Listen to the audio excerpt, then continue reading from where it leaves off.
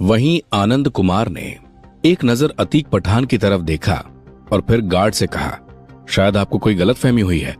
हम आतिश खान के important guest हैं, हम अपनी मर्जी से कहीं भी आ जा सकते हैं। आनंद की बात सुनकर उन दोनों गार्ड्स ने अपनी बंदूकें उठाकर उस पर तानते हुए कहा, हमने कहा ना कि बॉस के ऑर्डर के बिना तुम यहां से बाहर नहीं जा सकते, मतलब नहीं जा सकते। अतीक पठान ने यह देखकर अपनी आंखें छोटी कर ली और धीरे धीरे खांसने का नाटक कर अपने दोनों साथियों को सिग्नल दिया। आनंद और मोहन ने जैसे ही अतीक पठान का सिग्नल देखा, उन दोनों ने अपने अपने हाथों में गन थाम ली। गन देखते ही उस गार्ड ने मोहन कुमार पर गोली चला दी। नीचे झुको, चिल्लाते हुए अतीक पठान ने तेजी से धक्का देकर मोहन को नीचे गिरा दिया, जिससे वो गोली से बच गया।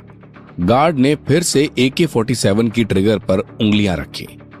उसी वक्त आनंद कुमार ने उस गार्ड को शूट कर दिया और मोहन ने नीचे से उठे बिना ही दूसरे गार्ड को भी शूट कर दिया। मोहन कुमार ने उन दोनों गार्ड्स के हाथों से AK-47 ले ली और दोनों AK-47 अतीक पठान और आनंद कुमार को दे दी। दोनों भाई अतीक पठान को कवर करते हुए बाहर निकलने लगे, पर तभी एक इंसान ने पीछे से कहा, तुम लोग क्या कर रहे हो? पर अगले ही पल उसकी नजर उनके हाथों में पड़ी AK-47 पर गई। ये देखकर उसने अपनी गन उन तीनों पर तान कर गोली चला दी, लेकिन अतीक पठान की चालाकी से इस बार भी उनका निशाना चूक गया। वहीं गन फायर अलार्म बजते ही 7 से 8 लोग गन्स लेकर कोर्टयार्ड में आ गए। जब उन्होंने अपने गेट के पास नीचे पड़े अपने मरे हुए दोनों साथियों को देखा, वो सारी सिचुएशन समझ गए और बाहर की तरफ भागे। उन्होंने जल्दी से अपनी गन उन तीनों पर तानते हुए कहा, रुक जाओ, अगर तुम लोग नहीं रुके तो हम शूट कर देंगे।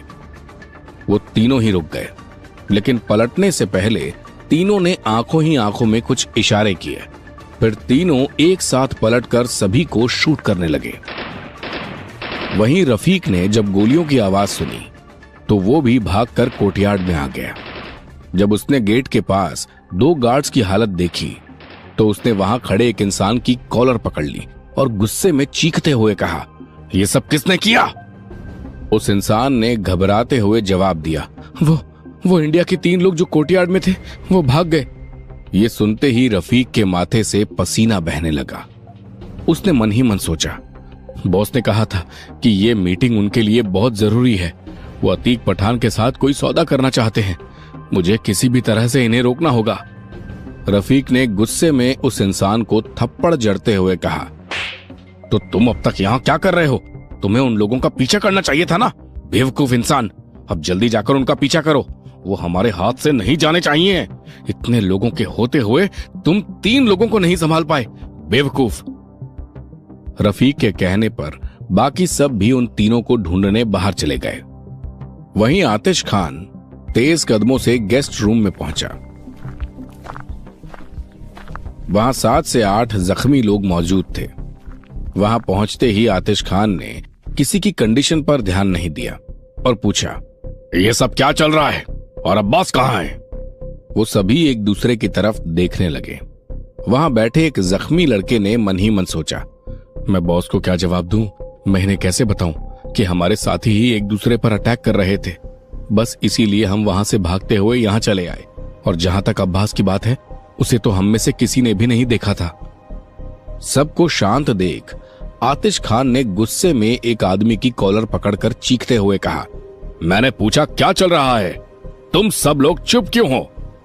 आतिश खान का गुस्सा देख उस इंसान ने कांपती आवाज में कहा, मुझे मुझे मुझे मुझे नहीं पता। उसकी ये बात सुन आतिश खान ने गुस्से में उसे धकेल दिया और बाकियों की तरफ देखकर चिल्लाते हुए पूछा, क्या मुझे कोई बताएगा आखिर क्या चल रहा है? तभी एक इंसान जिसने अपने पेट को अपने हाथों से कवर कर रखा था, दरअसल उसके पेट से खून बह रहा था, उसने घबराते हुए कहा, मुझे पता है वहां क्या हुआ था। उसे देखकर लग रहा था कि किसी भी पल वो मर सकता है। तभी आतिश खान ने चिल्लाते हुए कहा, तो क्या मुहूर्त निकालने का इंतजार कर रहे हो? बताओ जल्दी वहां क्या हुआ था? उस इंसान ने अपनी बात कंटिन्यू करते हुए कहा, आज सुबह हम सो रहे थे और तभी अचानक एक चाकू। आतिश खान उस आदमी की बात सुनने के लिए उसके करीब पहुंच गया और फिर उसने धीरे से पूछा, अचानक एक चाकू का क्या? इससे पहले कि आतिश खान अपनी बात पूरी कर पाता, उस इंसान ने अचानक अपने हाथों के पीछे छुपे चाकू से उसके सीने पर अटैक कर दिया। ये देख आतिश खान के बाकी लोग जोर से चिल्लाने लगे।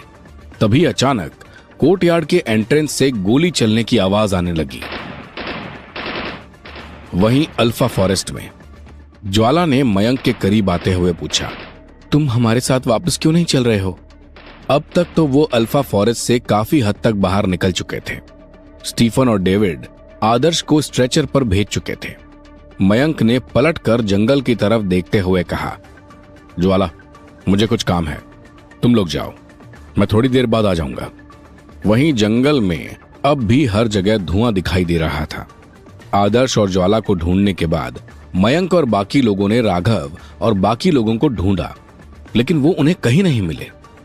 सबसे पूछताछ के बाद मयंक को पता चला कि राघव अकेले आतिश खान और अतीक पठान को ढूंढने के लिए अंदर सिटी में गया है, इसलिए उसने भी वहां जाने का सोच लिया था। ज्वाला ने भी मयंक की नजरों का पीछा करते हुए जंगल की तरफ देखा और पूछा, क्या तुम फॉरेस्ट सिटी जाना चाहते हो? मयंक ने हामी में सिर हिलाकर कहा, हाँ, राघव वहीं गया होगा। ज्वाला ने भी उसकी बात में हामी भरते हुए कहा, लेकिन उसकी सक्सेस के चांसेस बहुत कम हैं। फिर उसने मन में सोचा, निकिता ने उस समय दुश्मनों से मेरी जान बचाई थी। उस समय वो बहुत ही ज्यादा घायल थी, लेकिन बाद में जैसे ही कुछ दुश्मन उसके करीब पहुंचे, उसने ग्रेनेड ब्लास्ट कर दिया, जिससे उसके साथ साथ बहुत से दुश्मन भी मारे गए। मयंक ने धीरे से कहा, हाँ ज्वाला, मैं जानता हूं कि राघव शायद ही आतिश खान को ढूंढ पाएगा। आतिश खान तक पहुंचना बहुत मुश्किल है, फिर भी राघव वहां गया है, इसलिए मुझे भी राघव की हेल्प के लिए जाना होगा। ज्वाला ने हामी में सिर हिलाया। फिर डेविड और बाकी सब की तरफ देखते हुए कहा, क्या ये सब भी तुम्हारे साथ जा रहे हैं?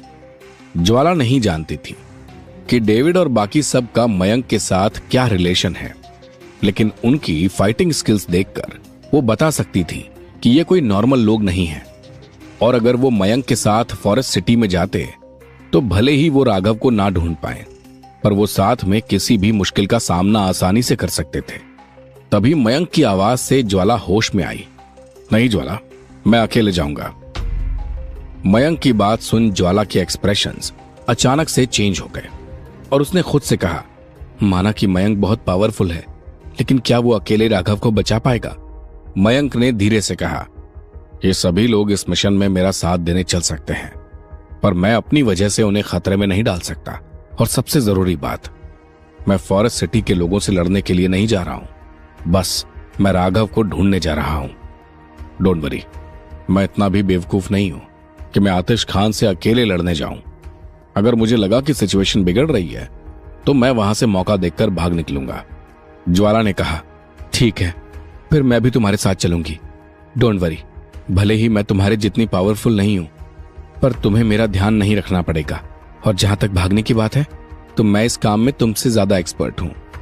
मयंक ने ज्वाला से हंसते हुए कहा, मैं समझ रहा हूं कि तुम्हारी बात का क्या मतलब है, लेकिन मैं तुम्हें अपने साथ नहीं लेके जा सकता, क्योंकि यहां पर कोई है जिसे तुम्हारी केयर की बहुत जरूरत है। ज्वाला ने मुस्कुराकर कहा, ओके, फिर तुम्हें थोड़ा केयरफुल रहना होगा। तभी अचानक से मयंक ने कहा, ज्वाला, आई एम रियली सॉरी। मैंने रेस्टोरेंट में तुम्हारे साथ जो बिहेव किया था उसके लिए मैं शर्मिंदा हूं। ज्वाला ने सीरियसली कहा, मिस्टर मयंक, तुम्हें माफी मांगने की कोई जरूरत नहीं है। तुम बहुत ही अच्छे इंसान हो। तुमने ऐसी डेंजरस सिचुएशन में आकर हमारी हेल्प की। Thank you mister Mayank. Mayank ने मुस्कुराते हुए कहा, आदर्श का ध्यान रखना। आई होप अगर जरूरी ना हो तो हम फिर कभी भी नहीं मिलेंगे। मुझे जो कहना था वो मैं कह चुका हूं। इतना कहकर मयंक डेविड के पास जाने लगा। तभी ज्वाला ने उसे पीछे से आवाज लगाई, मिस्टर मयंक। मयंक ने ज्वाला की तरफ पलटते हुए कहा, हाँ मिस ज्वाला, क्या तुम्हें और भी कुछ कहना है? ज्वाला मयंक के पास आई और उसने अपनी बाहें मयंक के गर्दन के इर्द गिर्द लपेट दी, जिससे मयंक की बॉडी एकदम से मानो फ्रीज हो गई। मयंक ज्वाला को खुद से अलग करना चाहता था, पर उसके हाथ जैसे जम चुके थे। ज्वाला ने उसके चेहरे पर किस करते हुए कहा, तुम हमेशा मेरे और आदर्श के बेस्ट फ्रेंड रहोगे।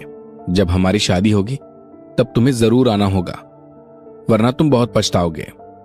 मयंक कुछ कह पाता उससे पहले ही ज्वाला जाने के लिए मुड़ गई और उसने जाते हुए कहा, तुम हमारी शादी में जरूर आओगे, है ना? मयंक ने मुस्कुराकर अपने गालों को छुआ। 10 मिनट बाद सब लोग रास्ते पर चलते चलते बीच में ही रुक गए।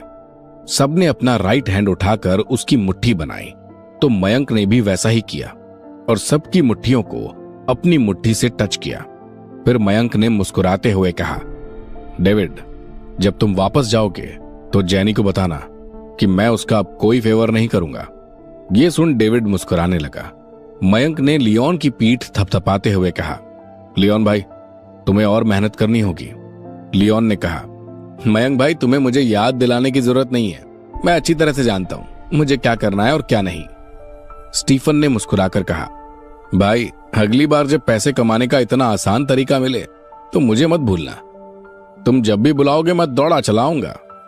फिर मयंक ने जेवियर के कंधे को थपथपाया और मुस्कुराते हुए कहा, जब तुम यूएस जाओगे तो मैं तुम्हें कुछ खूबसूरत लड़कियों से मिलवाऊंगा। जेवियर ने हंसते हुए कहा, मयंक भाई, मुझे उनमें कोई इंटरेस्ट नहीं है, वो तुम्हारे ही काम आएंगी। मयंक ने फिर रुबीना से हैंडशेक करते हुए कहा, रुबीना, तुम्हारी हेल्प के लिए थैंक्स। रुबीना ने मुस्कुराते हुए कहा, मिस्टर मयंक, तुम भी अपना ख्याल रखना। मयंक ने अपना सामान उठाया और कुछ ही दूरी पर मौजूद फुटपाथ की तरफ बढ़ गया। डेविड ने जल्दी से उसका पीछा करते हुए कहा, मयंक भाई, 1 मिनट रुको।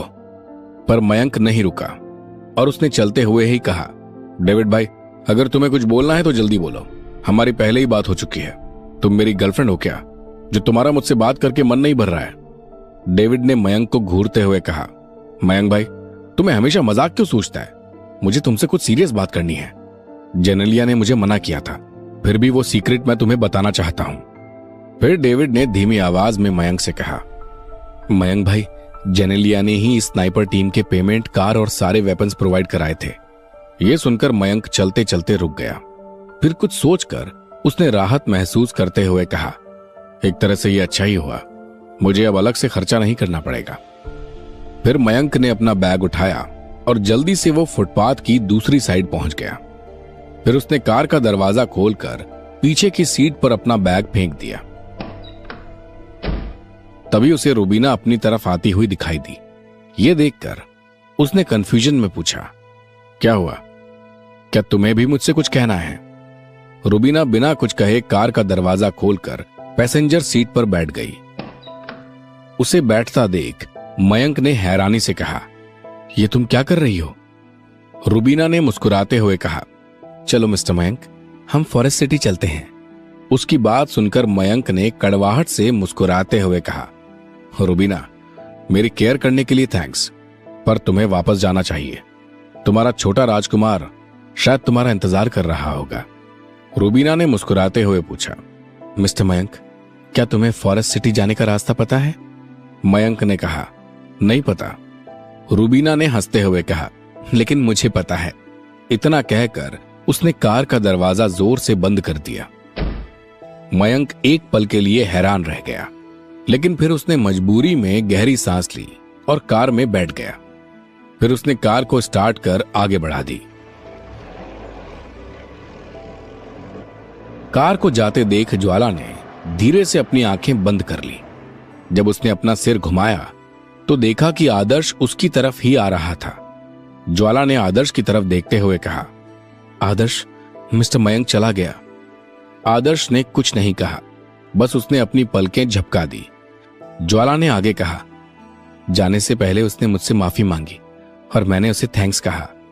आदर्श ने कहा, तुम्हें उसे मना करना चाहिए था कि फ्रेंडशिप में सॉरी और थैंक्स कहने की कोई जरूरत नहीं होती है। ज्वाला ने अपना सिर हिलाया और कहा, मैंने उससे कहा कि अगर वो हमारी शादी में शामिल होने नहीं आया तो वो जिंदगी भर पछताएगा। आदर्श ने मुस्कुराकर कहा, वो राघव के साथ जरूर आएगा। ज्वाला ने आदर्श का हाथ पकड़ा और कुछ सोचते हुए कहा, अगर मैं उस वक्त मुंबई एयरपोर्ट पर इतनी जिद ना करती तो कितना अच्छा होता। वहीं दूसरी तरफ एक छोटा सा चाकू बिजली की रफ्तार से आतिश खान के दिल की ओर बढ़ रहा था। ये नजारा देखकर सब लोगों की चीख निकल गई और ये हमला आतिश खान पर राघव ने किया था और अगले ही पल आतिश खान के सीने से खून बहने लगा। उसने राघव का हाथ पकड़ते हुए मन में सोचा, मैंने सपने में भी नहीं सोचा था कि कोई मेरे ही एम्पायर में आकर मुझ पर अटैक कर पाएगा। अब मैं इस इंसान को जिंदा नहीं छोड़ूंगा। फिर अपनी पूरी ताकत से आतिश खान ने राघव को अपने से दूर करने की कोशिश की।